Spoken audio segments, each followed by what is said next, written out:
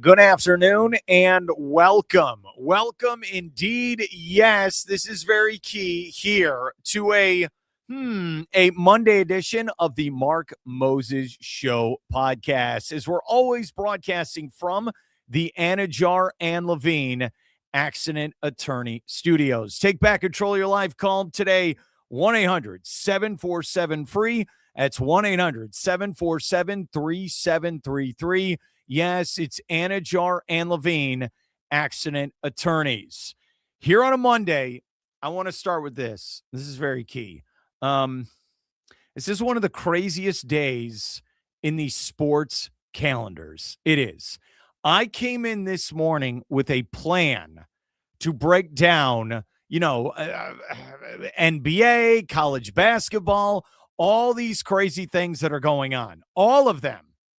And I will today, but later today, because we got to start with the NFL. You have a new football season upon us, and all these teams can sign people, release them. Maybe there'll be trades involved. It has been nonstop. And I'll start with the one we had this morning. And it's talking about Mr. Tua, yes, being released today by the Miami Dolphins. They announced it on their page. It wasn't Adam Schefter. It wasn't Ian Rappaport. It wasn't Twitter. No, it was actually the Miami Dolphins who released the statement saying, yeah, coming up Wednesday, we're going to release this guy.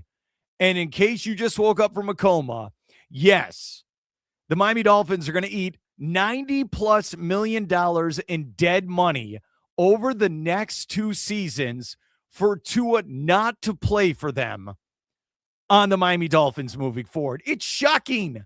It's wild. But this is the truth. I'm going to move my camera here. This is what happens when you're live broadcasting, streaming here in Central Florida. The Dolphins said, we don't want Tua anymore on our football team. We don't want him. And we're going to pay this money so he's not on our football team. There was a part of me over the weekend where I'm kind of just like, you know what? Maybe you should just, instead of eating all that dead money, maybe you should just play him and maybe he'll be better under this new coaching staff. Oh, no. The Dolphins have decided, no, we're not going to do that. No, we're moving on. So you heard that news this morning. And what's interesting about it is you're like, okay, we're moving on from Tua. And remember, he got benched late last season anyway, and they were starting Quentin Ewers down the stretch. And you're like, all right, that's it for Tua. But then you saw the news this morning. All right, we're done with Tua. Okay, we're done. We're done. We're going like this with our hands. We're moving on. And then for about, 90 minutes or so today, you had this situation like, all right, no more Tua. Maybe you go with Quinn Ewers. Maybe you draft someone in the late rounds. Maybe you bring in someone else really cheap, another, Jacoby Brissett type player. Maybe that. No. The Dolphins, and I had to go back to my actual rule I have here in the state of Florida. There are 31 teams in the NFL, and then there's the Miami Dolphins. And the Dolphins never disappoint in their craziness. You thought, all right, we'll go clean. We'll tank for the year. We'll have no bad contracts. Oh, no. Something that's been rumored for months finally happened 90 minutes after they announced we're moving on from Tua. They signed backup quarterback with the Green Bay Packers, Malik Willis, on a 2-year deal. $67 million guaranteed. No, I apologize. See, there's so many stories. There's so many numbers in my head right now. 2-year deal, $67 million, $45 million guaranteed. So they're going all in on Malik Willis, who was a bust there in Tennessee, then sat behind Jordan Love. He's only played limited action there for the Green Bay Packers. But now he's going to be your starting quarterback of the Miami Dolphins coming up this fall. Malik Willis, a guy that's never started full-time in the NFL. And it seriously happened where that game, Bears-Packers, Week 16 there in Chicago. Jordan Love gets hurt. Malik Willis comes in. He plays well. The Bears had no answer for him. He almost wins that game in overtime, and now he's the starting quarterback of the Miami Dolphins. So if you're a Dolphins fan, and again, you've not won a playoff game since the 01-02 season with Jay Fiedler and Ricky Williams. You're moving on from Tua and Tyreek Hill and Mike McDaniel and that high-powered offense that fell apart every December into January. You're going with, as of right now, at this hour, you are going with Malik Willis as your quarterback. Maybe he's throwing to Jalen Waddle. Maybe he's giving the ball to Achane as well. That's your update at this hour. But the way this day is going, it might change. Malik Willis might be throwing to brand new wide receivers and a new running back and all that shebang bang. It is wild. Do I like the move? No, I don't like the move. If I was the Dolphins, what I would have done is, all right, eat the money with Tua. I have no problem with that because I was sick of Tua after a while. You couldn't, too many concussions. And then also his play coming back from injury this past season, it was terrible. He kept throwing interceptions at the worst possible time. And if you don't believe me, there was a point in a CBS broadcast where the update went to the Miami game. Tua threw an interception. While they're giving the update, Tua threw another interception. And I feel bad. It was tank for Tua. He was the pick. Every Dolphins fan was excited, but it didn't work out. And we should have listened to Brian Flores, the former coach of the Dolphins, who said Tua is not the guy. He is not the answer at quarterback. And they said, no, Tua's our guy. Flores had to leave. They brought in Mike McDaniel. Mike McDaniel's going to get Tua in the right direction. He kind of did, but then it fizzled out. And I know why it fizzled out. It was a gimmicky, wacky offense that worked until it didn't work when teams figured them out. And you know what's the great thing that shut down that Dolphins offense? A pass rush, and especially cold weather in January. It was precision. It was timing. Cold weather knocked them out, and they couldn't get it going. And Tua could never stay healthy. I remember being at the Citrus Bowl January 1st, 2020. It was Alabama, and it was Michigan. Tua was injured on crutches, walking the sidelines. I saw Stephen Ross. I did. He's looking at Tua. Tua's looking at him. Let's do this. They did it for 6 years. 0 playoff wins, too many concussions, and a lot of money spent on Tua. He got Mike McDaniel fired. He got Brian Flores fired. He got the GM fired. It's terrible. In hindsight, they should have drafted Justin Herbert. They should have drafted Jalen Hurts in that draft. And that's what happens. But now if you're a Dolphins fan, it's Malik Willis time.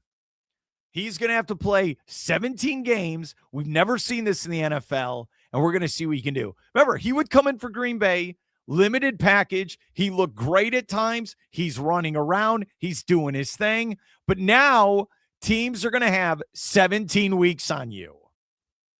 Malik Willis, good for him. Again, a bust in Tennessee, sat on the bench behind Jordan Love. Now he's a starter in the NFL.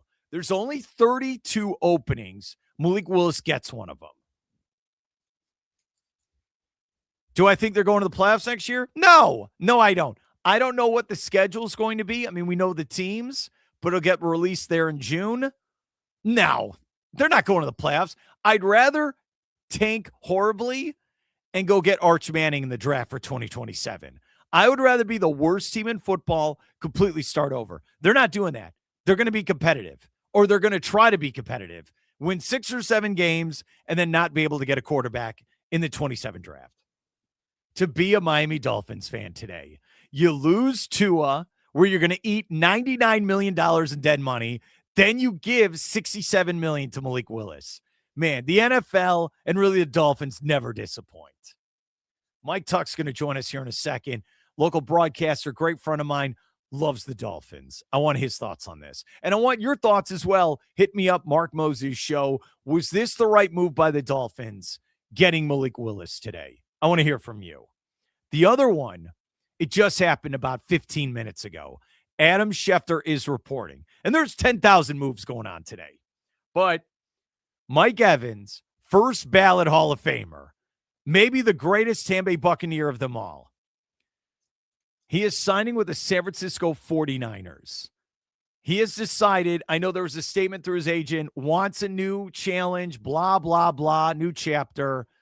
He's not going to finish his career with the Tampa Bay Buccaneers. And I know this just breaks the heart of every Buccaneers fan out there. Look at these stats. NFL on Twitter just announced this.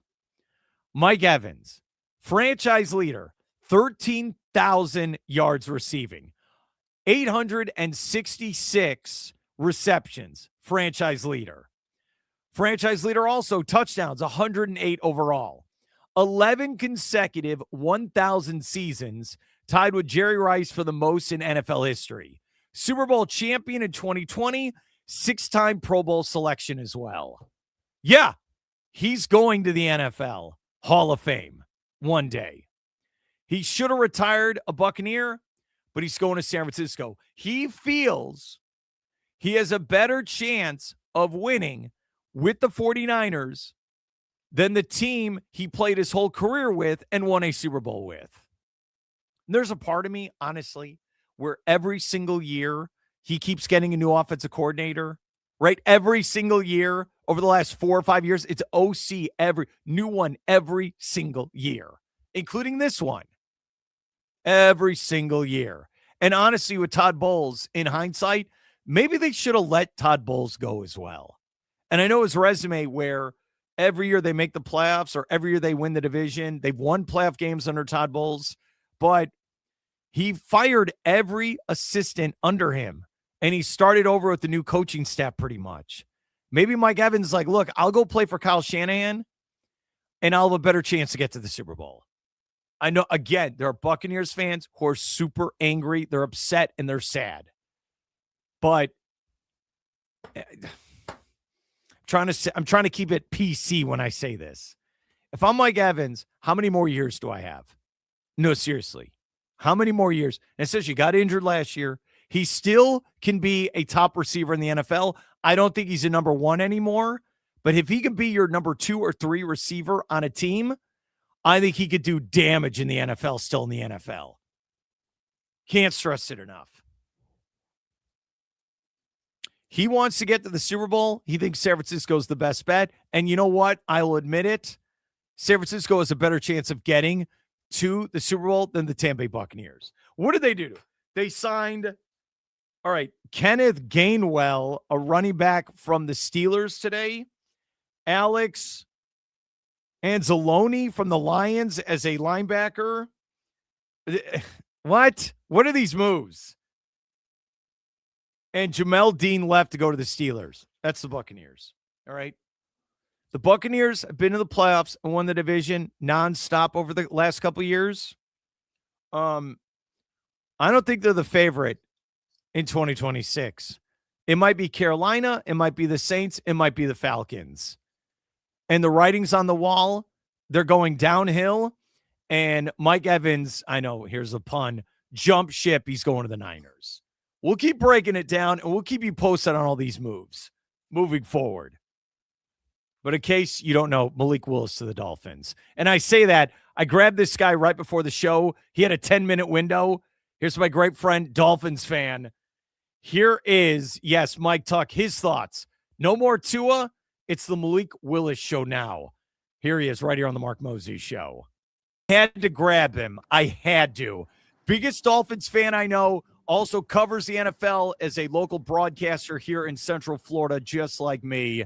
And he's an instructor also at the Dan Patrick School of Sportscasting. He is my great friend, Mike Tuck. Mike, how you doing today? I'm great. I think I am probably like a lot of Dolphins fans trying to figure out what is up and what is down right now. All right, we'll start with this. We all knew Tua was gone. Like that part isn't shocking, but did it still hit you this morning when you saw that he's getting released by the team? Yeah, I had long since accepted, I think, the reality that they were going to cut bait with him. I've known pretty clearly for, since basically they benched him, that I thought the better avenue would be to keep him on the roster. You're paying him anyway. Just keep him, even if it's as a backup. And, I think there's value in having that because quarterbacks are such a commodity and you never know what would come down the road. But this new team obviously made a decision with a new coach and a office. Go to the avenue we all expect. Picking it up will almost be impossible to even think about trying to take it all in 1 year. Even so, it's still a record of $54 million of dead cap money this year. So yeah, it hits you, and it's maybe a little bit shocking that they have to work around that. But it's on to the next, and wish him well. And he's probably a bargain for somebody at a little over $1 million next year. You are absolutely right. We're here with Mike Tuck. All right, so Tua, again, 6 years with the Dolphins, 0 playoff wins. A lot of money Tua made off the Dolphins. But hey, look, again, it was tank for Tua. Let's not kid. It wasn't tank for Justin Herbert. Just clarify this. It was tank for Tua. That's who everyone wanted, right? Yeah, no, and to sum that part of it up really quickly, I think at some point in the last couple of years, his play fell off. I don't think it's really concussion related as much as it's just physically he did not look like the same player, and it's not really even the arm. It's the movement.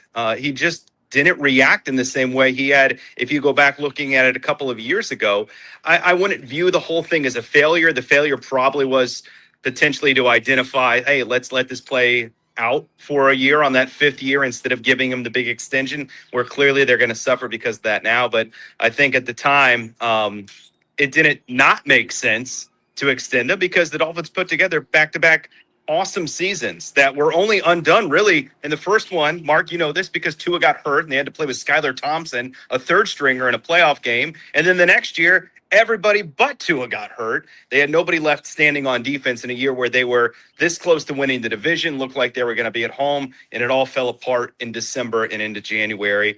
And a lot of people just remember the end and losing in frigid Kansas City. But really, it was the collection of stuff that happened before that robbed them really of probably their best chance to advance. I remember talking to you when they scored 70 points on Denver with Tyreek Hill and Jalen Waddle, and you're looking at that team with Tua, and you're thinking, all right, here we go. This is a contender. And then I know, look, I'm sorry, man. I've been your friend a long time. I'm so sorry this happened. All right. And I mean this when I say this. I mean, Dolphins fans that are old enough can relate. Those back-to-back seasons were the two best and most optimistic you could view the Dolphins in the last quarter century. I know they don't have a playoff win since 2001 when I was in college a long, long time ago. But without question, Ricky Williams provided a little spark there in the early to mid 2000s. But this was without a doubt their best back-to-back excitement-based seasons, which says a lot about, unfortunately, where they are right now. But here's being a Dolphins fan. I want to update on this because for about 90 minutes, you're thinking, all right, we're done with Tua. Maybe we're going to tank. Then they announced we're going from a 2-year deal, $67 million, $45 guaranteed. What are your thoughts, Mike? I think on one hand, you're not surprised at all because the connection, I think people started putting that together as a possibility the moment they benched Tua. And this is before they brought the Green Bay people in. And then when they brought the Green Bay people in and thought, all right, that's definitely going to happen. And then he started evaluating the scene and the idea that Arizona could be in, the Jets could be in, the Steelers could be in. And you go, all right, well now, and you saw the reports just like everyone did, it goes from, all right, maybe you're getting for 10 to 15, 20, and now it's upwards of 30. And at that point, I was like, well, they're not going to do that. Like, that doesn't make any sense because if they're going to cut Bradley Chubb and cut Alec Ingold and make all the moves, trade Minka Fitzpatrick this morning, like, it doesn't make sense to spend money on a quarterback. But they still did. They did so at a reasonable number, I think, and that it's fine. I don't know if this means they're out of the quarterback situation in the draft, if that will be still something they look to do. I mean, I think based on what they've said, John Eric Sullivan has said about investing in quarterback, I don't think it's crazy to think they could still look in the second or third round at a quarterback in this upcoming draft. But it'll be interesting if they can provide him, right, like enough to have a chance to succeed Malik Willis with what they have coming back next year. Are you excited about Malik? Yeah, like on some level, yes, because I think they're going to be really bad next year. But if you look at, and it's a small sample size, like a really small sample size, but I did this on the radio a few weeks ago, like it's a really good small sample size. And there are quarterbacks like that are smarter than me that evaluate it like online that have said, yeah, like there's a reason people ranking Malik Willis as the number one guy available is because in that small sample size, if you look at the couple of games he played last year as a starter and then the couple of year before, and then he filled in, he was really good. And not just like, hey, scrambling and making plays, but like legitimately like making some big boy throws. He wasn't asked to throw a lot. Like they catered to his strengths in Green Bay when he was forced in there. And so it'll be interesting now if he's given the full array of, hey, it's your team, how they handle that. I really go back to that Bears-Packers game where he goes in for Jordan Love and the Bears had no answer for him and just survived. It's the weirdest thing. Now he's the starter. And remember, he was a complete bust on Tennessee. I'm sorry. I know you can blame Tennessee, but they gave up on him. He's a backup. Now he's your guy. Dude, the NFL never disappoints with this stuff. It never does. So, Achane, Malik Willis, Jalen Waddle, are those the stars of this offense for the Miami Dolphins? The day's not over yet. I don't know. I mean it. Like, Waddle reportedly was mentioned several times at the trade deadline a year ago. He makes so much money. It's kind of, he's a better player than Alec Pierce, but it's along the same lines of like, is it really in their best interest in the grand scheme of things to spend that much money on a guy who isn't, I don't want to say he's not a difference maker, but he certainly is a long way from being the elite of elite wide receivers in this league. And he's paid pretty close to that level. I don't know what they could fetch, but I do think like it's something they have to be listening to. But on the same point, like what you just said, like at some, you're bringing in Willis, it's like you don't want to give him nothing, right? And so you think that, all right, that's going to stay in place. Achane would fetch a ton because he's still in that rookie deal, and then they're going to have to make a decision on him. I mean, wide receiver is one of the needs.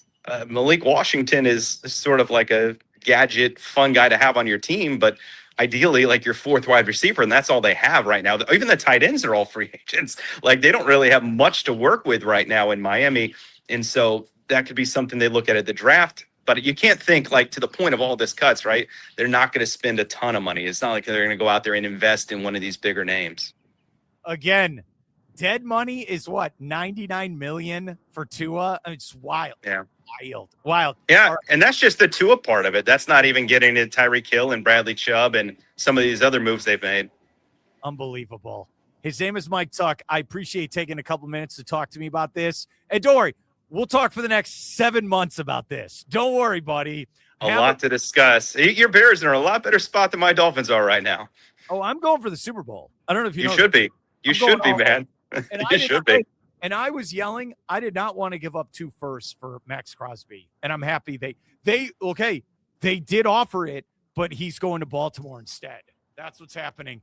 Mike, thanks for your help. Have a great day. All right, buddy? Always a blast. Great stuff. Love talking to Mike Tuck. Does a great job. And it's funny he brings that up right there at the end. I forgot about Max Crosby after seeing all the craziness that's going on today. I'm not kidding around. That was late Friday night when I got home from work where the Raiders are like, all right, fine.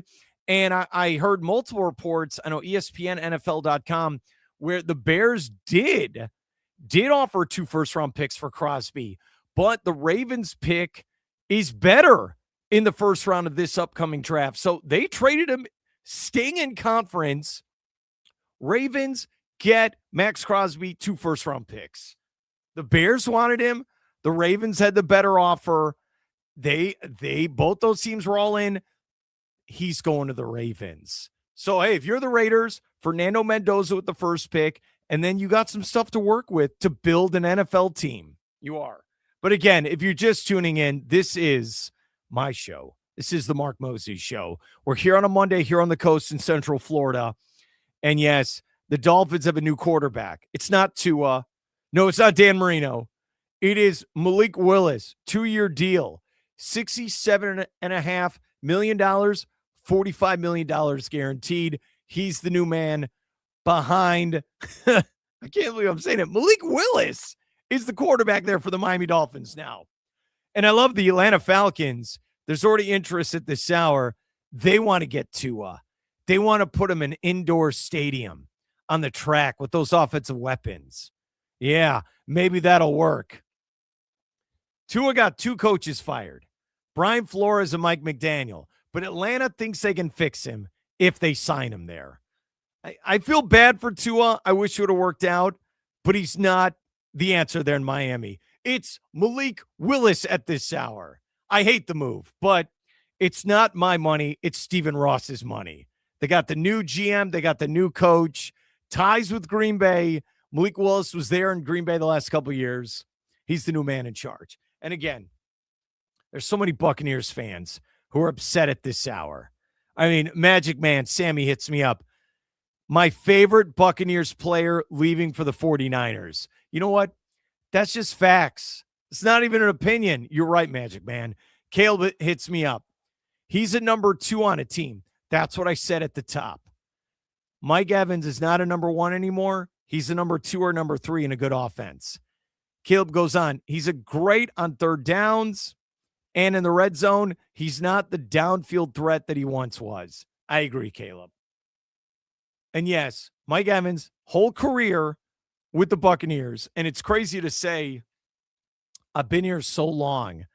I watched the 2014 NFL draft when they took him out of Texas A&M. I was there at training camp multiple years. I saw him develop into a superstar wide receiver. 6-time Pro Bowler, leads receptions, yardage, and touchdowns for the organization.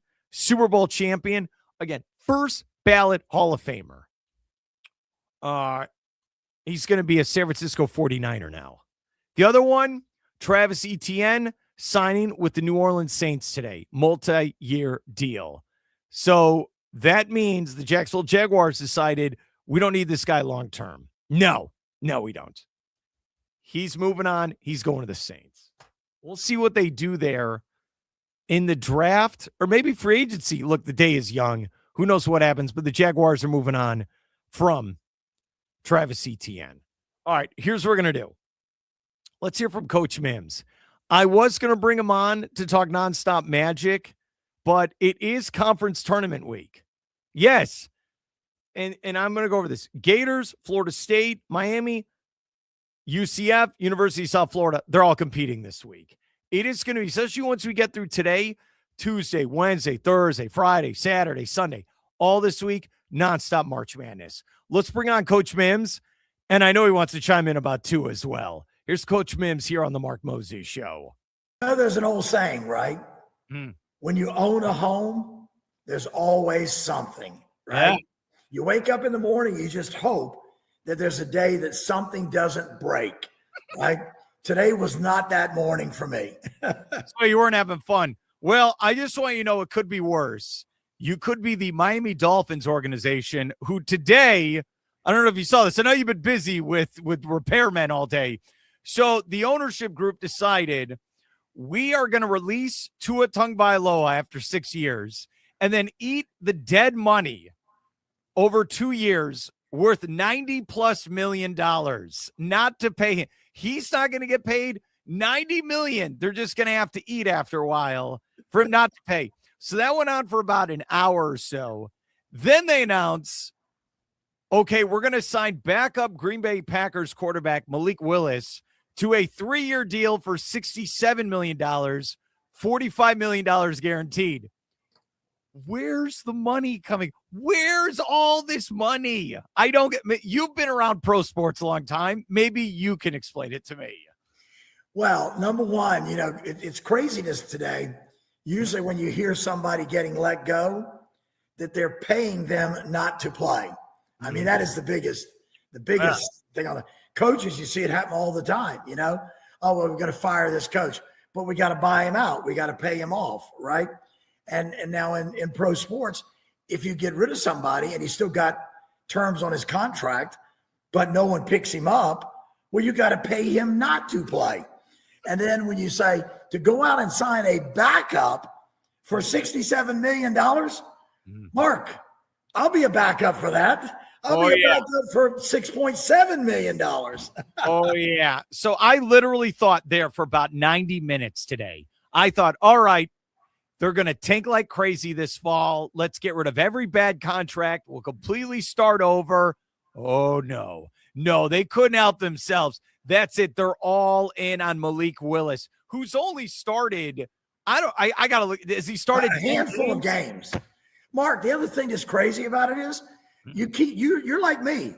You sit back and you say, well, sooner or later, these organizations have got to learn. I mean, they've made mistakes. You learn from those mistakes, right? There's another old saying as well, right? To keep doing the same thing over and over and over and expect a different result, that is the definition of insanity, right? I look at most of these pro sport organizations, whether it's NBA GMs, NFL GMs or ownership, whatever, Major League Baseball. When you look at these professional sports organizations, they keep trying to do the same thing over and over, and they keep expecting different results, right? They are insane, and they are not learning from their mistakes. I'm saying at some point in time, you got to blow it up as an organization, like you said a moment ago. You blow it up as an organization. You go out and you get rid of all the dead weight, all the bad contracts you shouldn't have given out, and you do it all over and you do it the right way. And you say, kind of like that, remember that baseball movie, the Oakland A's, and Moneyball, okay? And you learn from that. Go take that under your wing. No. Can we build a better team, right, on less money? Can we get better players? For $67 million, it wasn't that long ago, Mark, you could buy a whole team. Now you're buying a backup quarterback. See, so here's what's interesting. They do have a new GM and a new head coach, but it's still the Miami Dolphins. I say this for people who don't live in Florida. There are 31 teams in the NFL, and then there are the Miami Dolphins. The last time they won a playoff game, Jay Fiedler was the quarterback, and it was 2002. It's now the longest active streak of not winning a playoff game. It is wild. So here's what's interesting. So at the time, Tua was playing well. He didn't win a playoff game, and the contract was up. And they're like, well, he's our franchise guy. Got to give him the big contract. That's what killed them after a while. Hey, we talk NBA all the time. This happens all the time. Well, we got to pay this guy. Got to pay him. No, you don't. Take a deep breath. Walk around the block for a minute. Think about it. Then come back. But these organizations, like, hey, and look, NBA guys, the top NBA guys, what's Devin Booker making? $70 million a year? What? That's what's happened now in the NBA or NFL, all these sports. It's nuts. Well, the contracts are crazy, just how they stack them, right? They're just crazy. The best guys out there, and now the best players aren't making the most money necessarily. The absolute best player in the league might not be the highest paid player in the league because every year they got to go out and offer more and more money to younger guys to get them in. And the going rate now for a third-year all-star is this, but that's more than a guy's a 20-time NBA all-star. And that to me is just insanity. Again, it doesn't make sense. But here's the funny thing about Tua. Backtracking on that for a second. I mean, he had a good stint at the University of Alabama, right? And then he goes into the NFL, and the biggest problem is he's injured. And he's injured a lot. And it's hard to say. I'm one of these guys. When I was a pro coach overseas, before I signed a player, when we talked with agents, I told them, don't send me the stats. I could see the stats. I want you to get a report from the athletic trainer. Send me a report that tells me how often this guy was in the training room getting treatment for undisclosed injuries. I want to know their health record, right? And you know that all of the things when they trade players, one of the first things they do is bring them in and get them a physical fitness test, right? I think you should do that across the board all the time, period. And I know we say medical records are supposed to be private, but when it comes to paying somebody $67 and you're $67 million, and you're going to have them in your organization for potentially years, right? You want to know, are you buying a lemon? When you go and test a new car, right? You always look, has this car been in an accident? Let's get out all the records we can find on this vehicle. What work was done to it? How often was it serviced? You want to know if it's a used vehicle, what are you buying, right? Because somebody got rid of it for some reason. I think it's the same in players. I think it's the same in pro sports. Somebody got rid of it for some reason. Are you taking on a health issue? Is it a physical health issue? Is it a mental health issue? Are they just not a team player? But now it's more important than ever, Mark, because there's so much money involved that are you not buying a lemon? Are you buying something that is worth the money you're going to pay for it? And I'll say this is the last point on that. Yeah. I think if you did a stat out there right now, I think more and more of the big money contracts in all pro sports have failed to produce what you're paying for them, as opposed to, man, we're paying this money for a superstar, and he is a superstar. I think more and more times teams have paid superstar money for Mickey Mouse players. What's interesting is I remember 6 years ago, we're in Orlando at the Citrus Bowl on January 1st. It's Michigan versus Alabama. I'm on the sideline with our buddy Alan Slutterzinski. Tua is in crutches right on the sideline because he got injured at Bama. That's right. And Stephen Ross, the owner of the Dolphins, is walking by, and they're probably talking for a minute. Remember, it was tank for Tua. It was all that stuff. I mean, that's what I was leading to, right? Because that's what I meant when Tua was injured when the Dolphins signed him, right? It wasn't even – remember, in college, he didn't have the CTE, the head problems. That's when he got to the NFL. He kept getting that.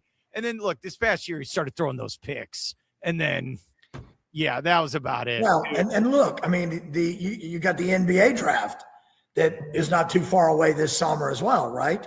And if you look at that right now, just look, I mean, you and I had this conversation before. This is a bumper class of kids, one and done freshmen, or even experienced players that are juniors and seniors and now ready for the NBA. But Mark, how many of those guys right now, if you look at JT Toppin, right?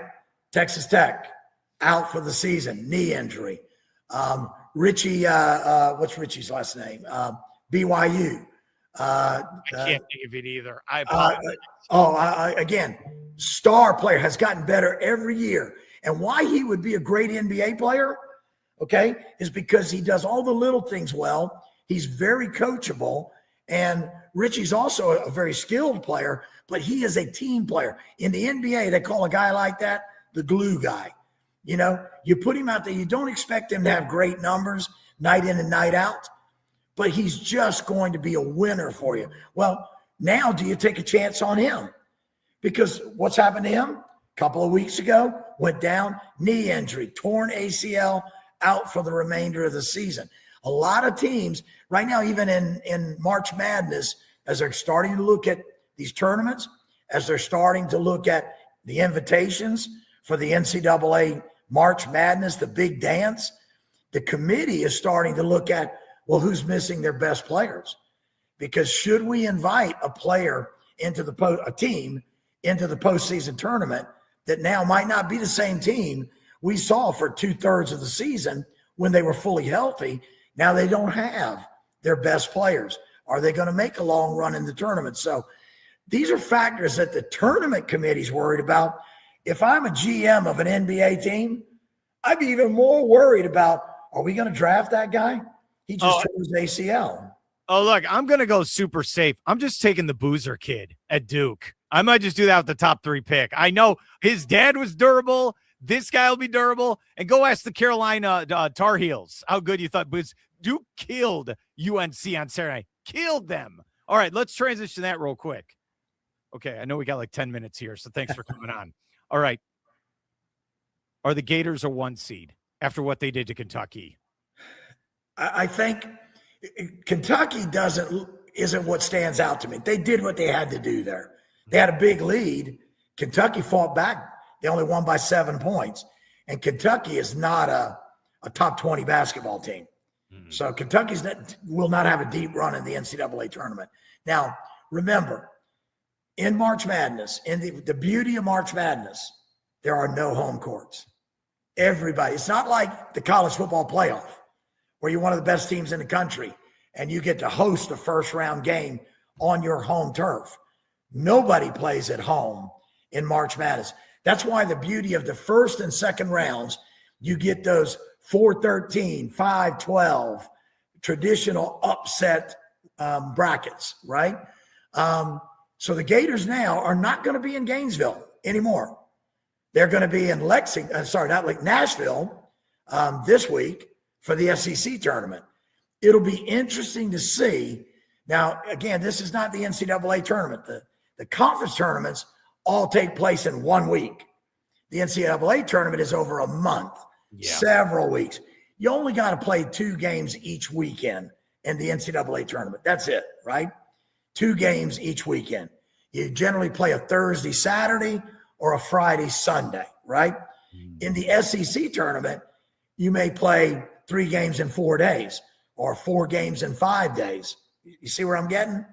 So it's hard to compare a run in a conference tournament with a potential run in the NCAA. You do get more rest in the NCAA tournament and more preparation than you do in a conference tournament. Florida right now are playing as well as anybody in the country, okay? They're probably the best offensive rebounding team in America. They got a great inside game, right? They really, really are solid in the paint. They can score inside. They can score in the paint. They're getting better at the perimeter. They're shooting the ball better, but it is still probably their biggest weakness. They're not the country's best 3-point shooting team. They are an inside-oriented team, whether it's off dribble, drive, penetration, or feed the post, or offensive rebounding. But they are brutal in the paint. They destroy people in the paint. You look at the ball game that Tommy Houck had against Kentucky. A tremendous night for him. And if you look at his performance over the year, right? This is a guy that's really turned into a heck of a basketball player. The game that stands out for me for Florida is the Arkansas game. They put up 111 points on John Calipari. 111 points. Now, Arkansas bounced back from that and had a great win this weekend on the road. Arkansas win at Missouri, Florida win at Kentucky, right? Of the 2 wins, which was the bigger performance, I think, was the Arkansas, because Florida's coming off a big win. They've just blown out a conference opponent at home by 40-odd points. They've scored 111 points on a Hall of Fame coach who prides himself on his teams playing good defense. And Arkansas had to come from the pits of destruction. They're coming back from the biggest loss Calipari, and maybe in Calipari history, right? And they had to turn around, and what makes it even more interesting, the best player in the SEC, maybe the best player in the country, Darius Acuff Jr., didn't play in the game at Missouri. So they have to go to overtime to beat a good Missouri Tigers. I think Missouri are probably as good as Kentucky, maybe a little better than Kentucky. But they had to go to Missouri and beat that Missouri team who had won a few games in a row down the stretch, had been playing great basketball, and they had to do it without their team's best players. So, again, that says a little something. When you ask me, is Florida a 1 seed? They probably will be, but I think a lot of it will depend on how they do in the SEC tournament. If they get knocked out early in the SEC tournament, Mark, they might not be a sure 1. I think at least they're a 2 seed. I agree. Absolutely a 2. I think the ones, if I'm in the committee again, I'm trying to look at who's playing great down the stretch, which they are, okay? Who's healthy down the stretch, which they're pretty healthy. I mean, Houck missed the game because he was hurt for a game. Yes, I get that. But he's back. He's healthy. And then the other thing you look at, Mark, is I think the tournaments matter to the selection committee because you're on the big stage and you're playing three games in 4 days, 4 games in 5 days. And you show, are we built for a postseason run?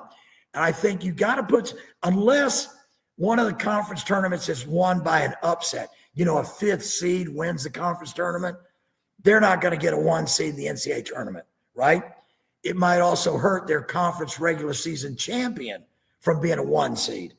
But if the top teams in each conference, Florida has won the SEC regular season, carries a lot of weight. I think all they have to do, in my opinion, is get to the championship game, and they're a 1 seed. I agree. I told you this last couple weeks. We were with Billy Mims, because UConn lost to Marquette, and then coach is like bumping into the referee. It was not a good look for UConn, even though UConn's a blue blood superpower in college basketball. It was not good. I'm taking Michigan, Duke, Florida, and then who'd be your 4th team? Who would it be? Oh, I mean, there's a lot of guys. I mean, you got to look at Arizona. Arizona's their consistency they've had all year. Okay. I think Tommy's done a great job out there. And again, their head coach, trained under Gonzaga. He was Mark Few's assistant for many, many years. And I just think he's done a really good job with that team. And they've lost a couple of games and when they weren't at full strength, right?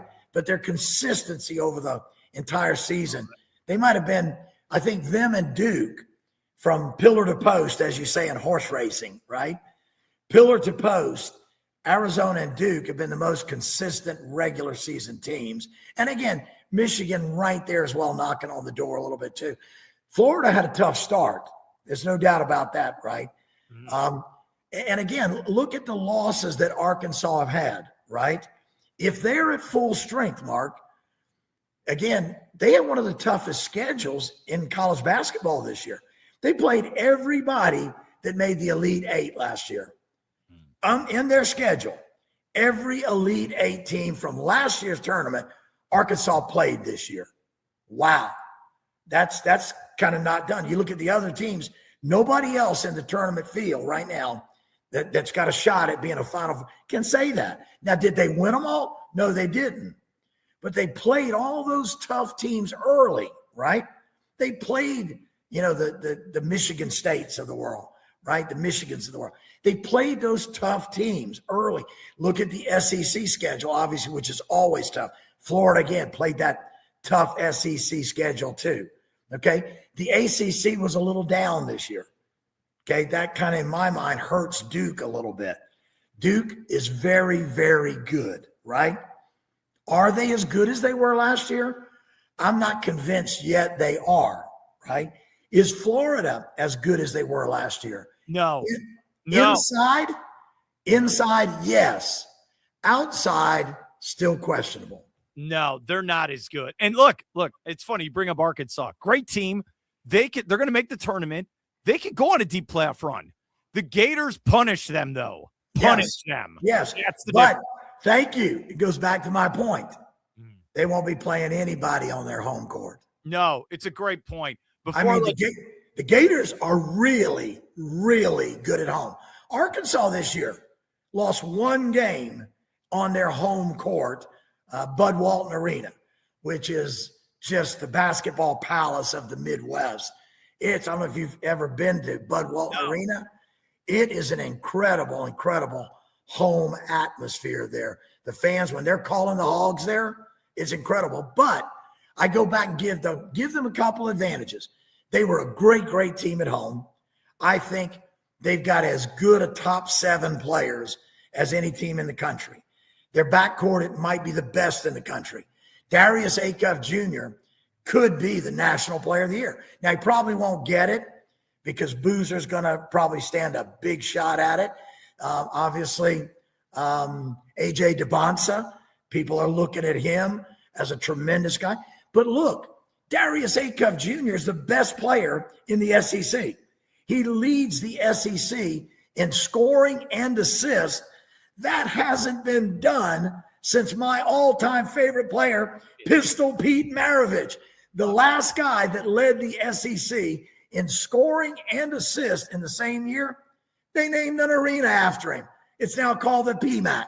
See, this what's interesting. They're probably going to play each other. You could see in Nashville, we'll see that game. All right, here's what we need to do. All right, I'm going to end one question with you. I know the Magic have won 4 in a row. They're going to play Cleveland. We'll get to that here in a couple days. I'll end with this here. I got 5 minutes, and I appreciate you coming on, Coach Mims. UCF got that 20th win against BYU. Then they lose 3 in a row. I think they scored 20 points at half Friday night at West Virginia.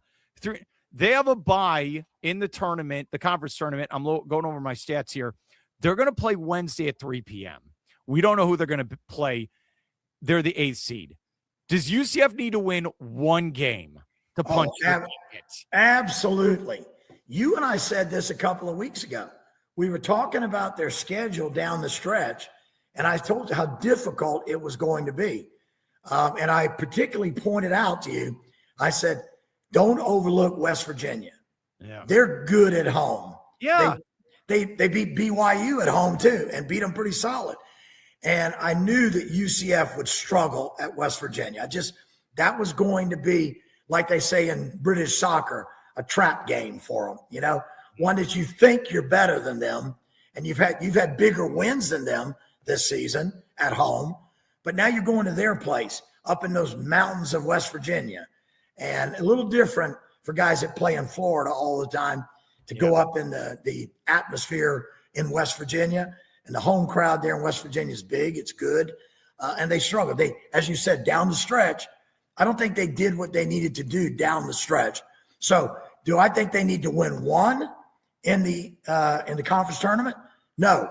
I think they need to win multiple games to guarantee themselves in the field of 68 teams.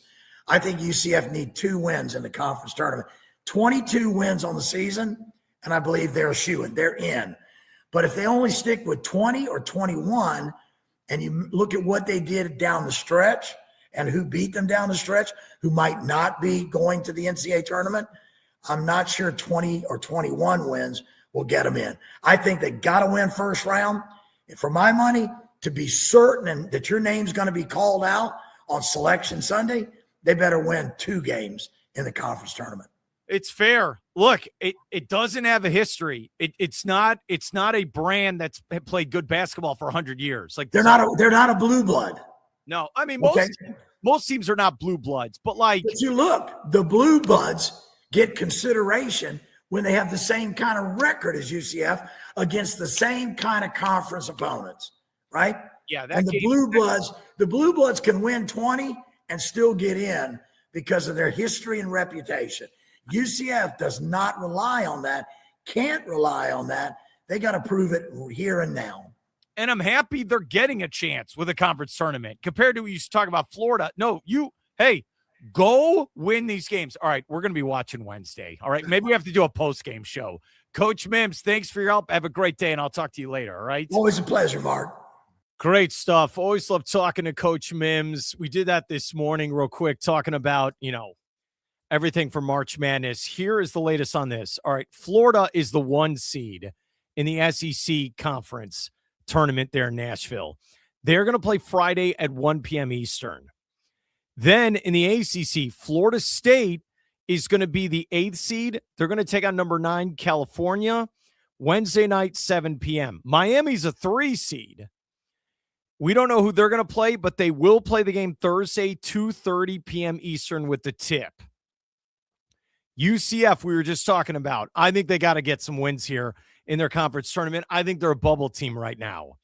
3-game losing streak. UCF's going to play Wednesday at 3 o'clock Eastern. Don't know the opponent yet. South Florida, who won the regular season American Conference Championship, they're the 1 seed. They don't play until Saturday at 3 p.m. I'm not kidding. In the American, they're the 1. What do they have, a triple bye? All they have to do is win 2 games, win their conference tournament, and they'll go to the big dance. So that is going to be all this week, nonstop. March Madness is here. In NFL Madness, if you're just tuning in, yes, the Dolphins dumped Tua, releasing him $99 million in dead money over the next 2 years combined.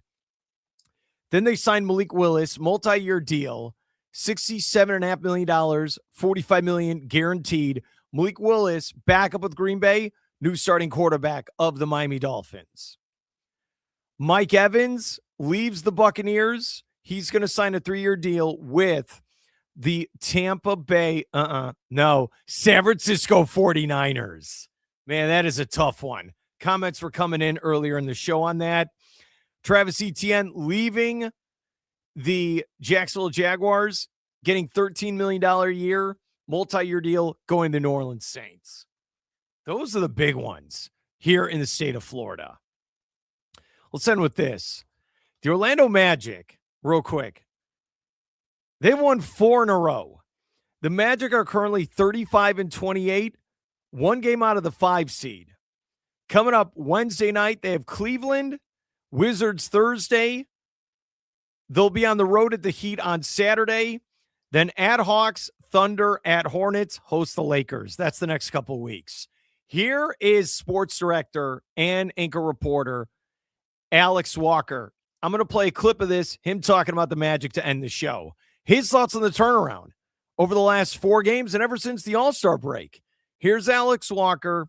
Let's bring this up. We'll end the show with this on the Orlando Magic game 2 Sundays ago when the Detroit Pistons beat them up at the Kia Center. Beat them up. Did that light a fire under their keister? Because since then, they won 4 games in a row, and Paolo's playing out of his mind. What have you seen from the Magic over this last week or so? It's really impressive. I've been as vocal as anybody of the dysfunction with the team this year. There's no reason this team should have struggled as much as they have. And listen, I understand that the injury to Franz, the injury to Jalen has played a significant factor, as injuries have the last couple of years. But since the All-Star break, I don't know if a conversation was had. I don't know if there was a breaking point in the locker room. I don't know if Paolo stood up and said, listen, I'm not taking this SHIT anymore. Since the All-Star break, they're 7-3. And they go over the weekend and beat Anthony. When I saw the score, I was at Bay Hill. When I saw the score of that Minnesota-Orlando game in Minnesota, I'm like, oh, Ant must not have played or Gobert must not have played. And I look and I see they had a full roster and the Magic beat them by 20 plus on the road. I'm like, this team has found something, and it all starts and ends with Paolo is playing like himself again. So much of the discourse this year, Mark, has been Paolo has lost a step. Is Paolo hurt? The body language for Paolo, admittedly, has been poor, and he's the face of the franchise. You can't have your franchise guy out there dropping his head and throwing his hands up every other play. He's been an unbelievable player since that All-Star break. They're 7-3. They've won back-to-back road games by 20-plus points for the first time in franchise history. I also saw from Orlando PR that they've won back-to-back. They've won games by 20-plus on a back-to-back for the first time in like 25 years or something like that. So Desmond, it's crazy. Desmond Bane had another 30-point game. Paolo is playing well. Jalen's playing well. I've seen these stats as well that, you know, a lot of Magic fans were curious after free agency or after the trade deadline, pardon me, Mark, that, you know, Javon Carter, like what a weird addition from West Virginia, former defensive player of the year. I personally was like, oh, just it's a roster spot addition. Based on what I've heard from the Magic players and people inside that building, is he's been way more of a factor than they believed he would be. From a leadership perspective, he's at the point in his career, he's been around long enough in the NBA. He doesn't really care what people think of him. He's like, you know what? There's a lot of stuff going on in this locker room that I've seen winning locker rooms. This is not it. There's been a lot of excuses made. So he's holding people accountable, and he's the new guy in town. Yeah. And he also, there's all these stats out there. And I'm not a big analytics guy, but when Javon's in the lineup with Paolo and things of that nature, he's almost unlocked him a little bit. And so I think just having that veteran face saying, listen, I'm a new face. I came in here and there's a lot of stuff going on in this locker room. Let's fix it and finish the last 30 games strong. And all of a sudden, they're the 6th seed and they're out of the play-in right now. And they're playing really good basketball, Mark. All right, 2 points for you. Number one, I don't know where this team would be without Desmond Bane this season. I mean, when you really think, because you're right, he could put up 30 points. Right now, I'd say Paolo, Bane, And then this is my second point. Tristan da Silva has really stepped up without, Franz not being there. So if I can get Franz back, and I know we should know here in the next week or so, the update to the evaluation where they said it'd be 3 weeks. Mm-hmm. Hey, if I have Franz, and then I kind of see da Silva as the poor man's Franz Wagner at times on the court. Mm-hmm. Maybe we got something here. Here's the update. 35-28, 1 game out of the 5th seed. But then if they go on a 5-game losing streak, they might be out of the 10th seed. It's the wildest thing. Here's what it is. All right. They're off till Wednesday. They have the Cavs at home, then the back-to-back Wizards at home. Then a big game Saturday at the Heat, then at the Hawks, Thunder at home, at Hornets, host the Lakers. What's your best case scenario in that? 4 or 5 wins out of those 7? What would you go with? I think that's best case. They're at the point now where, and it's very interesting because, this whole season, you look at the Eastern Conference and you think it's weak. It's weak. The Magic are fortunate that the back end of the Eastern Conference is weak, where if they do lose some games, they're still in a great spot to at least make the play. And now all of a sudden, Miami's like 7 of 10. The Charlotte Hornets out of nowhere are this like fireball of a young team, and they're over 500 and they're coming. And so there aren't really outside of the Wizards and a game here or there, there aren't too many games in the final 20 where you say that's an automatic gimme win. But you had mentioned Desmond, Mark. I'm a big believer in, I don't care how many first-round picks you give up if you know what you're getting back. When the Magic gave up 4 first-round picks for Desmond Bane this summer, people thought Jeff Waltman was insane. He's been worth every single one of those picks, and he's been unbelievable this year. I mean, and you mentioned Tristan as well. He's the only reason I won that game in Dallas the other night. He had a couple of late threes in that game. When he got drafted and we started seeing Tristan play out of Colorado, a lot of Magic fans said, he's got a little Franz in his game. Not because they're from the same country, but just from that length and that ability on the wing. He's a great defender as well, but they've had a lot of guys. It's Anthony Black as well. He's had a tough last month or so, and he's been a little banged up, but AB's taking that next step. If Franz gets back and he's healthy and they're able to integrate him back into what they've got going now, I think they've got a chance to at least make it competitive in a first-round series, and I don't think any Magic fan thought that was possible a month ago. Great stuff. That is, yes, Alex Walker, sports director, anchor reporter, does a great job with WFTV there in Orlando. Great friend of mine. All right, you want to hear that full conversation? Go to markmoseshow.com. And hey, on all the socials, especially on YouTube, like and subscribe if you like the content. That's what I've been told I need to say more often. Don't forget, this whole show, we are broadcasting from the Anidjar and Levine Accident Attorney Studios.